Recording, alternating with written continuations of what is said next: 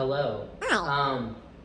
I'm in my new space now with the college dorm instead of my basement in my hometown. I think the lighting's better here definitely because there's actually windows now across from me.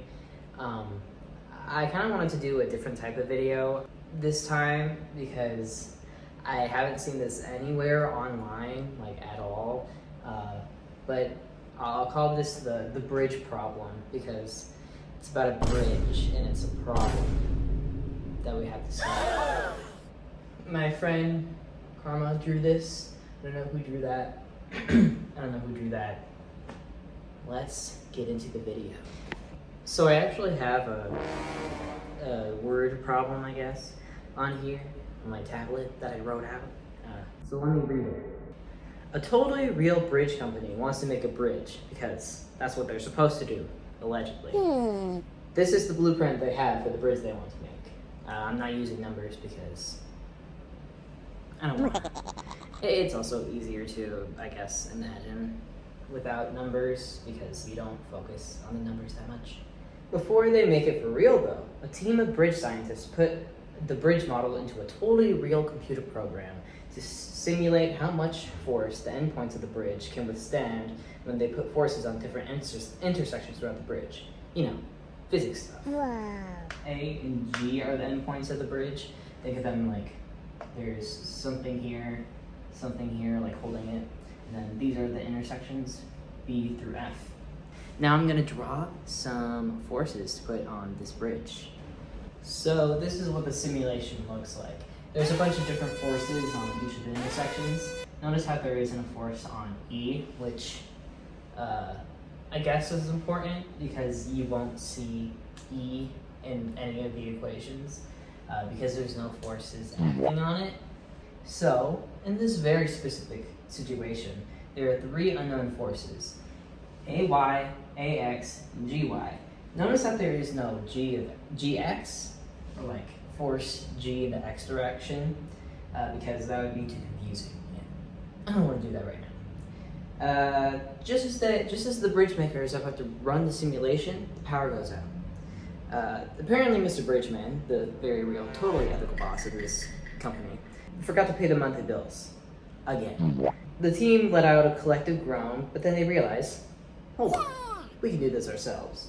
So they get a whiteboard, grab an expo marker, it's over there, and get to work. Pretend you are one of the people on this team. Mr. Bridgeman is counting on you.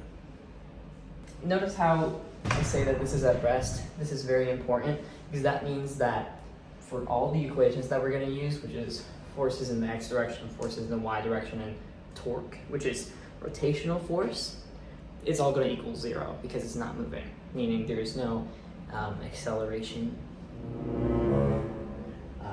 because force is mass times acceleration, if you remember. Did I say that? Oh my god. I'm not sure if I said that in the forces video, but that's how it works. So, yeah, let's get to it. All right, so the first thing we need to do is separate the forces in the x and y direction. The x direction, we have a of x, b of x, we have a of x, force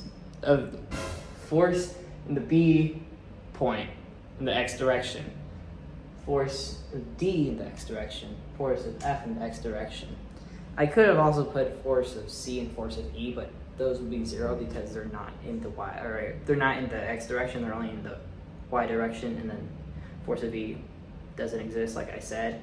But in the y direction, we have force of a y, force b in the y direction, force c, force d, force f, force g. So let's use trigonometry to solve this. So let's use force b for example. This is force of b, and this is the angle that we have. This would be an actual angle, like probably like 70 degrees or something like that. I don't know. It doesn't really matter. It matters how we calculate this. So this is the adjacent side because it's touching the angle. It's the side touching the angle. This is the hypotenuse because it's the longest side, and this is the right triangle, by the way. And then the opposite side is the one that's not touching the angle.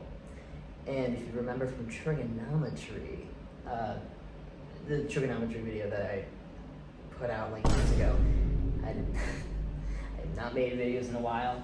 You'll know SOHCAHTOA. Sine is opposite over hypotenuse, cosine is adjacent over hypotenuse, and tangent is opposite over adjacent. We can make the A and the O like actual variables, like force B, X, force B, Y. You see the connection? But you have these two variables, and you need to solve for force B of X, force B of Y. Using trigonometry, you can use cosine and sine for this. So, if we want to get force B of X, it would be cosine of the angle, which is this, equals the ratio of the adjacent and the hypotenuse, which is always going to be less than 1. If it's not, then you don't have a right triangle, because that's not how right triangles work. Anyway, force B of X over force B. And then you would multiply this to the other side. So the force B of X equals force B times cosine angle. And then for the Y, it would just be the same thing, but this would be sine instead, because it's opposite over hypotenuse, so it would be FB sine of angle. This goes for all of the forces, by the way. D of F, or D, force of D, force of F. Force of C, you don't have to do that because, again, it's only in one direction, so one direction. And also, G of Y, it's only in one direction. So, yeah, let me write this all out in actual equations that we can use. All right, so since the forces, like collective forces, equal 0, you can just subtract the force B, force D, force F from the from A of X. So you could just isolate it, and these are all cosine of different angles, 1, 2, 3, because usually forces in the X direction are cosine. It's not always the case, but most of the time it's the case, and the Y direction is sine most of the time. It just depends on how the angle is, where the angle is placed. Anyway, what does G of Y equal? That is the question. That is the one question we have, because both of these are unknown, but we don't have an equation for this. Or do we? Let's get into torque. Let's visualize this in a simpler way, because I was very confused about this when I tried to solve this problem. I was lost. Anyway, let's imagine this as just a line, because that's all you really need. And we only need the forces in the Y direction, because if you can't really move it in the X direction, because it would either break the bridge or the point is it would just not be rotational motion. And torque is rotational force, and it is part of rotational motion. Let me just make sure this equals 0, by the way. This is a pivot point. A is the pivot point in this case, because, well, it just is. I don't know.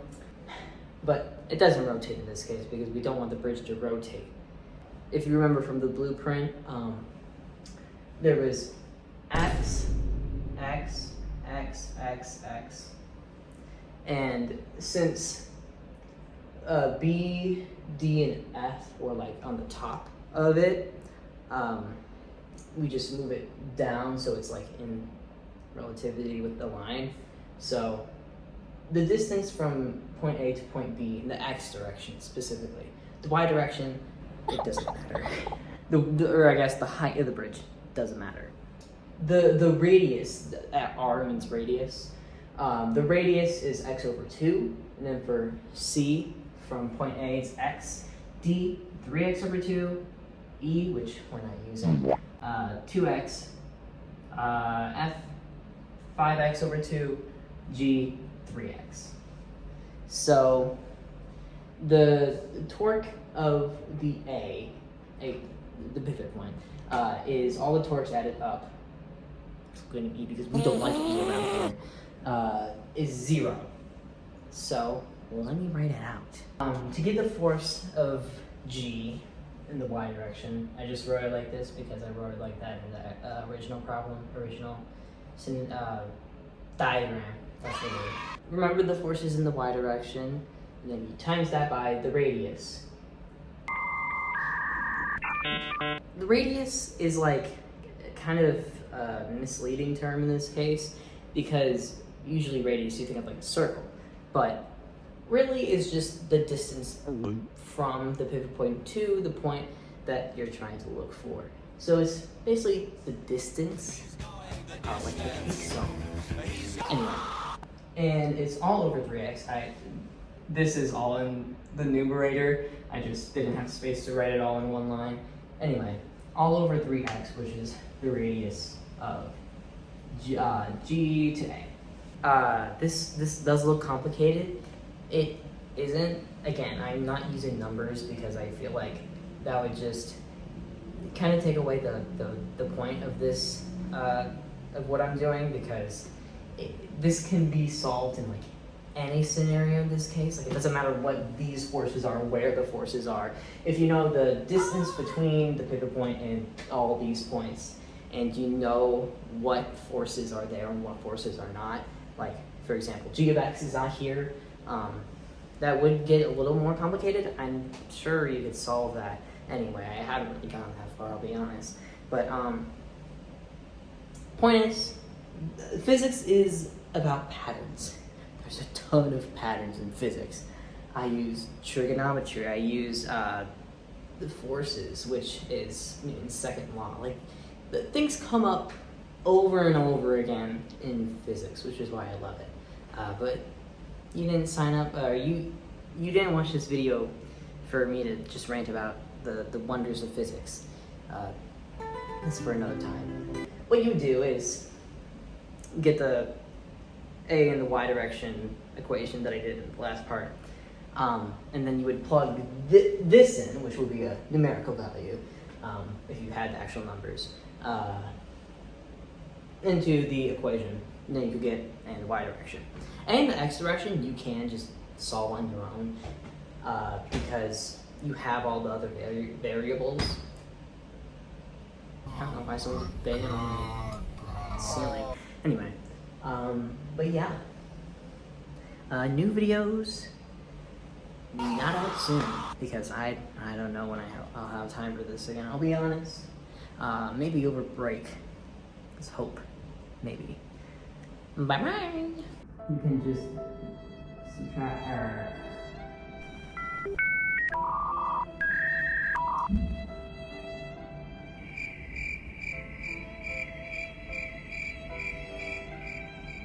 you can